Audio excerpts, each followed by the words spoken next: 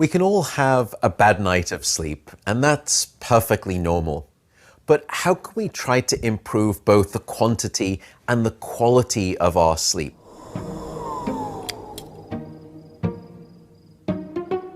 Here are 6 scientifically grounded tips for better sleep. The first tip is regularity. Go to bed at the same time and wake up at the same time. Regularity is king, and it will actually anchor your sleep and improve both the quantity and the quality, no matter whether it's the weekday or the weekend, or even if you've had a bad night of sleep. And the reason is because deep within your brain, you actually have a master 24-hour clock. It expects regularity and works best under conditions of regularity, including the control of your sleep-wake schedule.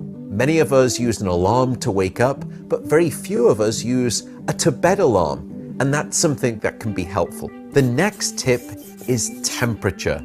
Keep it cool. It turns out that your brain and your body need to drop their core temperature by about 1 degree Celsius, or around 2 to 3 degrees Fahrenheit, in order to initiate sleep and then to stay asleep. And this is the reason that you will always find it easier to fall asleep in a room that's too cold than too hot. So the current recommendation is to aim for a bedroom temperature of around about 65 degrees Fahrenheit, or a little over 18 degrees Celsius. It sounds cold, but cold it must be. The next tip is darkness. We are a dark-deprived society, and in fact, we need darkness specifically in the evening to trigger the release of a hormone called melatonin. And melatonin helps regulate the healthy timing of our sleep. In the last hour before bed, try to stay away from all of those computer screens and tablets and phones. Dim down half the lights in your house.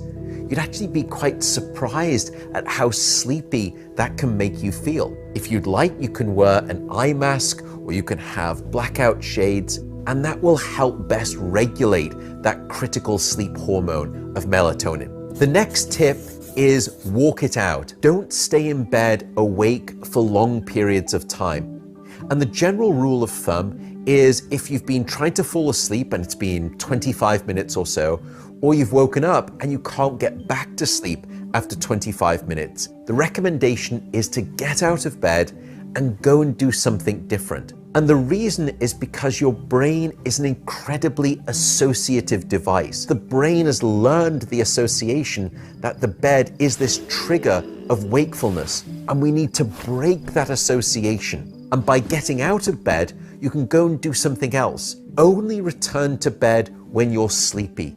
And in that way, gradually, your brain will relearn the association that your bed is this place of sound and consistent sleep. The 5th tip is something that we've actually already spoken about in detail in this series, which is the impact of alcohol and caffeine. So a good rule of thumb here is to try to stay away from caffeine in the afternoon and in the evening, and certainly try not to go to bed too tipsy.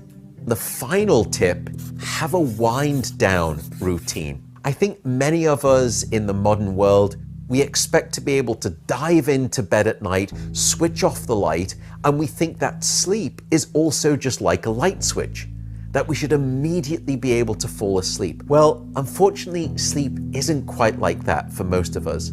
Sleep as a physiological process is much more similar to landing a plane.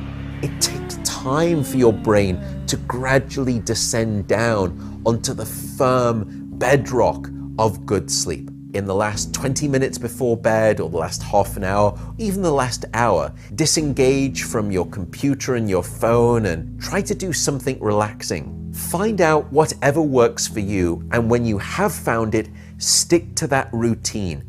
The last thing I should note is that if you are suffering from a sleep disorder, for example from insomnia or sleep apnea, then these tips aren't necessarily going to help you. If I was your sports coach, I could give you all of these tips to improve your performance, but if you have a broken ankle, it's not going to make a difference.